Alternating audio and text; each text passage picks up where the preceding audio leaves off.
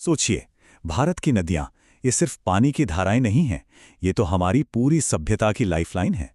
लेकिन क्या हो अगर ये कहा जाए कि भारत में नदियों का एक नहीं बल्कि दो बिल्कुल अलग-अलग परिवार बसते हैं।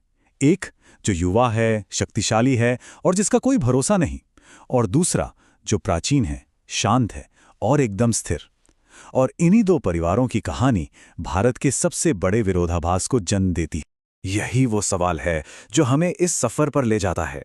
एक तरफ तो नदियां इतना उफान पर होती हैं कि सब कुछ डुबा देती हैं, बाढ़ आ जाती है, और दूसरी तरफ जमीन पानी की एक एक बूंद के लिए तरस रही होती है। ऐसा होता क्यों है? इस पहेली को सुलझाने के लिए हमें भारत के भूगोल की एकदम बुनियाद में जाना होगा। तो भारत के पानी की किस्मत तय कैसे होती है? चलिए इसकी जड़ तक चलते हैं। भारत के बीचों बीच एक अदृश्य लकीर है जो देश के पानी का भविष्य तय करती है। इसे महान जल विभाजक कहते हैं। ये कोई दीवार नहीं है, बल्कि पहाड़ों और ऊंची जमीन की एक ऐसी चेन है जो ये फैसला करती है कि बारिश की हर बूंद पूरब की ओर बहेगी या पश्चिम की ओर। अब ये स्लाइड देखिए, ये इस कॉन्सेप्ट को बहुत सिंपल तरीके से समझाती है।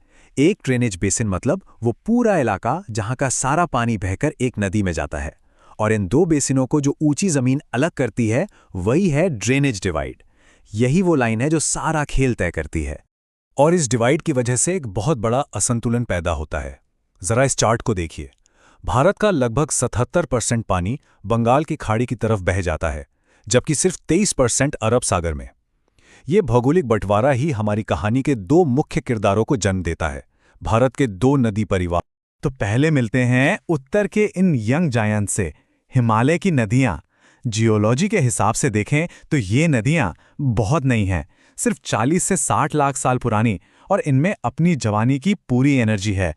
ये शक्तिशाली हैं और अक्सर अपना रास्ता बदलती रहती हैं। और इसका सबसे बड़ा उदाहरण है गंगा रिवर सिस्टम। ये विशाल नेटवर्क सिर्फ मॉनसून के भरोसे नहीं है, इसे हिमालय के ग्लेशियरों से भी साल भर पानी मिलता है, और यही चीज इसे 12 बनाती है। ये करोड़ों लोगों की जिंदगी का जरिया है। तो इन युवा नदियों की पहचान क्या है? ये पहाड़ों को काटकर गहरी वी शेप की घाटियां बनाती हैं।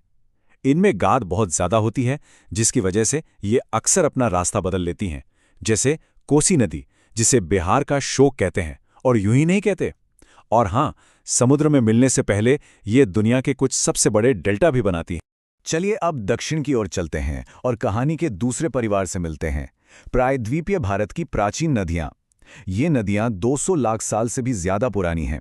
ये अपनी जिंदगी के मैच्योर फेज में हैं, शांत, स्थिर और पूरी तरह से मानसून की बारिश पर निर्भर। गोदावरी नदी प्रणाली इसका एक बेहतरीन उदाहरण है। ये प्राचीन और कठोर दक्कन के पठार से होकर बहती है। इसका रास्ता सीधा और तय है, जो इसकी मैच्योरिटी को दिखाता है। ये हिमालय की नदियों की तरह उथल-पुथल वाली बिल्कुल नहीं है। इनकी खासियतें हिमालयी नदियों से एकदम उल्टी हैं। ये चौड़ी और उथली घाटियों में बहती हैं। क्योंकि ये सिर्फ बारिश पर निर्भर हैं, इसलिए ज़्यादातर मौसमी होती हैं, मतलब साल के कुछ महीने सूखी रहती हैं। और ये समुद्र में मिलने पर बड़े डेल्टा की बजाय एस्चुएरी या छोटे डेल्टा बनाती हैं। तो यहाँ सबसे ज़रूरी बात यह है कि भारत में पानी की कहानी एक नहीं बल्कि दो हैं।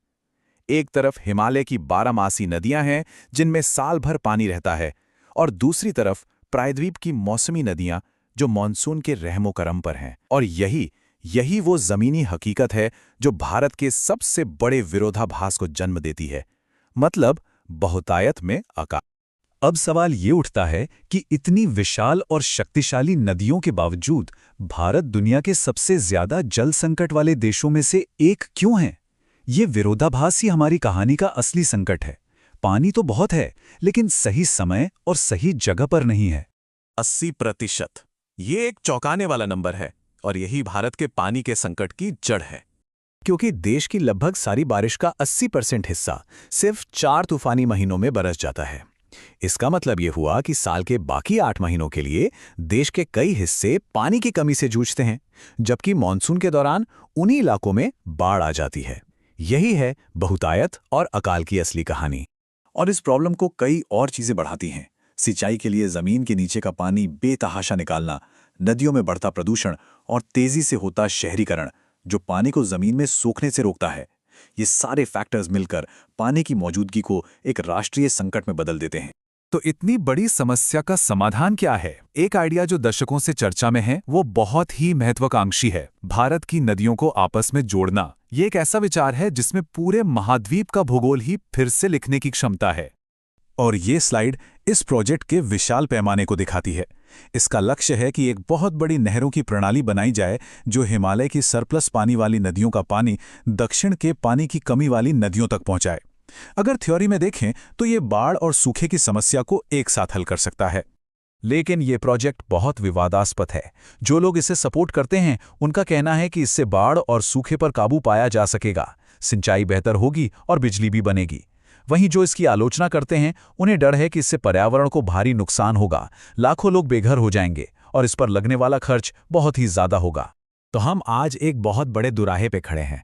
एक तरफ इंजीनियरिंग का एक भव्य समाधान है और दूसरी तरफ हमारे मौजूदा संसाधनों को बेहतर ढंग से संभालने की चुनौती। ये सवाल सिर्फ भारत के लिए नहीं बल्कि पूरी दुनिया के लिए है कि हम भविष्य में अपने सबसे कीमती संसाधन यानी पानी का प्रबंधन कैसे करेंगे। सोचने के लिए एक जरूरी